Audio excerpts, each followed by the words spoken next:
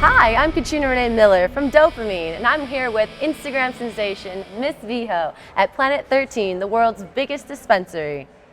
Hi, thanks for coming on the show today. Yeah, of course.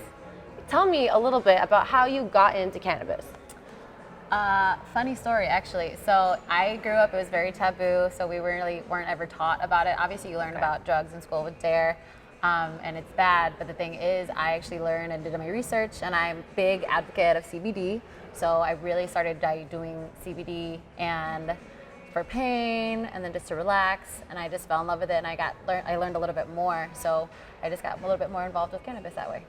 Okay, so it's just CBD, or you like other stuff? Like, what are the other components of weed? THC, right? Yes. Yeah. I don't know too much about it.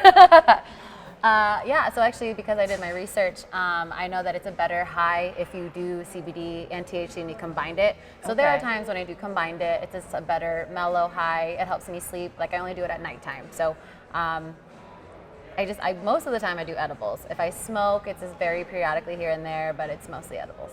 So what's the difference between smoking it and then eating it? Well, obviously, if you eat it, your body needs to digest it a little bit, so it takes about 2 hours for it to finally hit you, and it does sometimes hit you like a ton of bricks. But if you smoke it, it's a little bit faster. I don't like coughing it up sometimes. Like sometimes it just fills up your lungs, so maybe I'm just smoking it wrong, but I just prefer edibles. Oh, okay. Well, how long has it been a part of your life? Probably for a few years. I actually moved to Denver a little bit before here, and I kind of got into it there, and then I moved here, and everyone around here does it as well too, so you just get into it a lot more, but it's definitely been a few years.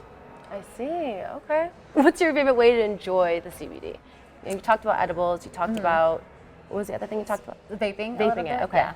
But I work a lot on my feet, so I actually use a lot of like CBD balm as well too. Like if I have like balm, massage balm or anything like that. Yeah, so that stuff feels awesome. It's almost like Tiger Balm, but it has like a little bit more to it since there is CBD in it. So how does it get through your skin? You just massage it in, like it just your skin soaks up like it does lotion or anything like that. So. And it's the same intensity as if you vape it or if you ingest it? It's just like so if you put CBD balm at the exact spot, then it kind of like is more intensified at that spot. It's just like I said, it's like Tiger Balm or like Bengay. So you can feel like it heating up and cooling down a little bit more there. Oh, yeah. So it's not like it's just like cold and hot. It's not like a feeling here in your mental or anything like that. Yeah, no, usually if I want something, if I want to feel it in my head, then I'll smoke a little bit. But most of the time, like with edibles too, you feel it's like a body high. So I like the body high a lot more. It just relaxes my whole body and I'm able to sleep. Oh, I see. Yeah. So you said you found this in Denver. That's where you started getting into it? Yes. Okay. So do you think that'll be like a national thing soon in the future, or?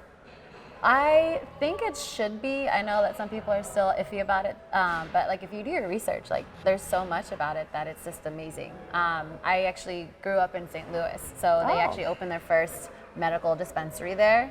But I can't wait for it to be more recreational because I definitely have like some sisters that need to take a little bit for their anxiety. Oh no! Yeah. No, you said that growing up it was kind of taboo, right? Yes. Do you think that that'll change for like parents and stuff like that, or? I mean, I hope so. I feel like with all the research coming out, like cancer patients are kind of doing a little bit here and there. You know, like it's just. I feel like it's slowly everywhere. Like you see it in like makeup or Sephora lotions. Makeup? Yeah. Like, no. Oh, that's cool. There's some makeup that I've seen that has like CBD in it, which I think is awesome. Like some of the skincare that I use, like face mask wise, has CBD in it, and it's supposed to be good for your skin. I'm still doing research on that. I don't know much about it, but yeah, like I feel like it's slowly going out there, and the taboo of it will probably go away, hopefully. What are the makeup brands that? I believe I found that Milk has it. Okay, I've heard of that. And then there's another one that I can't recall, but like it's all like natural and everything like that. Since I mean, weed grows naturally anyway, so I feel like it's a good thing that you can put in your body that will help your body. So what are the products like eyeshadow? I know you said skincare, it's lip balm. It's usually only lip balm. Okay, so then you feel like hot and cold. It's like a nice, a little. It's like a nice, like tingly. Like it's like if you were using plumper, you know. Got but it's you. not as bad, yeah. But it doesn't plump. No. Oh, okay. It just That's feels cool. good and it softens your skin. Oh, like hot and cold, icy hot. Yeah. That's interesting to feel. Cool. Okay. Well, tell me a little bit about how you became a social media influencer. I've actually been modeling for over a few years, over 10 years. And nice. so I just have my following from there, just doing what I do, slowly moving up and all that stuff. But it's been a definitely like interesting journey, just because like when you start off small, like a few people hit you up here and there, they're like, hey, blah, blah, blah, like I want to work with you. And then the bigger that you get, like so many people just send you things like, hey, can you do this? And so that's how another way that I got into more CBD is because someone reached out to me and told me a little bit about it because they saw my following and they were like, hey, would you like to try this out? And like let your followers know how you feel. So that's the cool thing about being an influencer. You get awesome things that you get to try out and let the world know about it. But yeah. Oh, okay. So how do your followers feel about you being in with cannabis? Some of my followers like it, some of them don't. Like I said, I do a lot of CBD. A lot of them just don't know the difference between CBD and weed. So I just would love to educate them. So that's the reason why I do post about it. And I'm just like, CBD is great for you. Like, so I mean, THC is too. Like, they have to work together for that great high to work for your body. Oh, okay, I see. So you said you were modeling for 10 years, right? Yeah, a little bit over that. Is social media something that you fell into, you would say? Definitely, yeah. Okay. Does anybody manage you, or is it all you? It's all me. Oh, that's cool.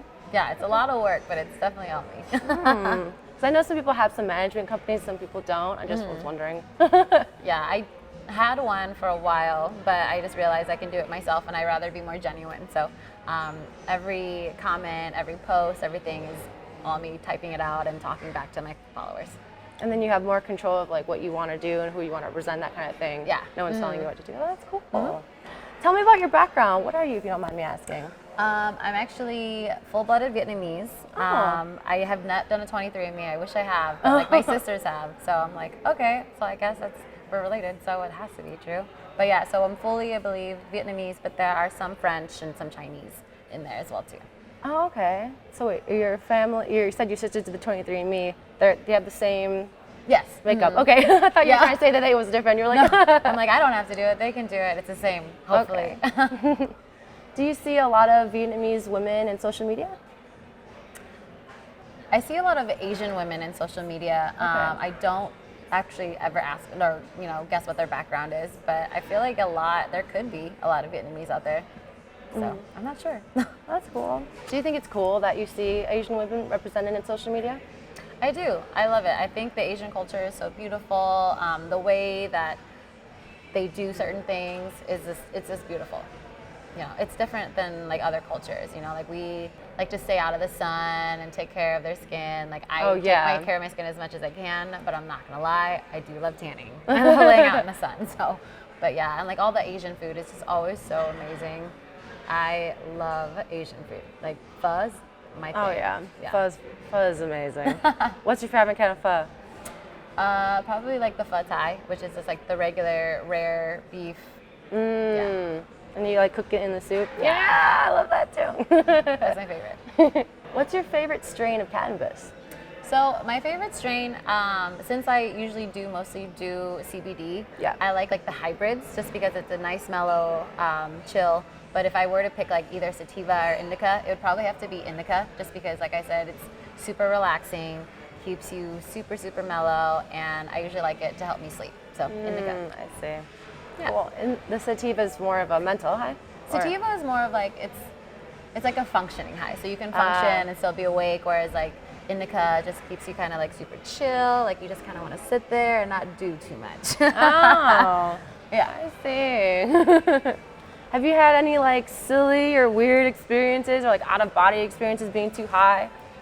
No, but when I first did try weed for the first time, I definitely was the paranoid type. So I thought I was like screaming everything that was going on in my head when I was just apparently sitting there quiet, just like hungry. But not saying nothing. No. Just like, And in my head, I'm like, did I tell him I want cereal? Because I really want cereal. Did I tell him? No.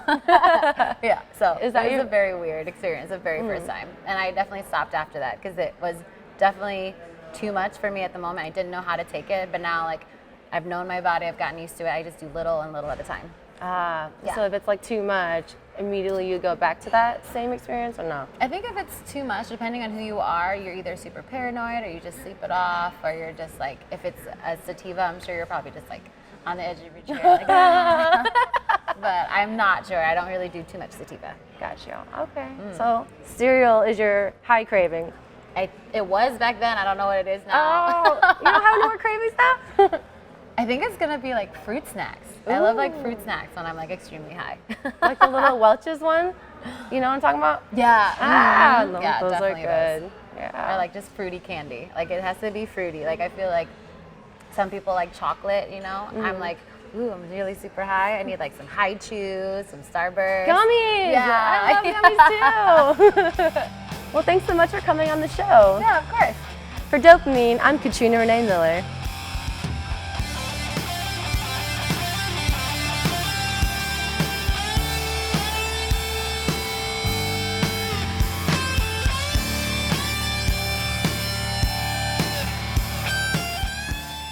Be sure to follow us on Instagram and Facebook at Dopamine Nation.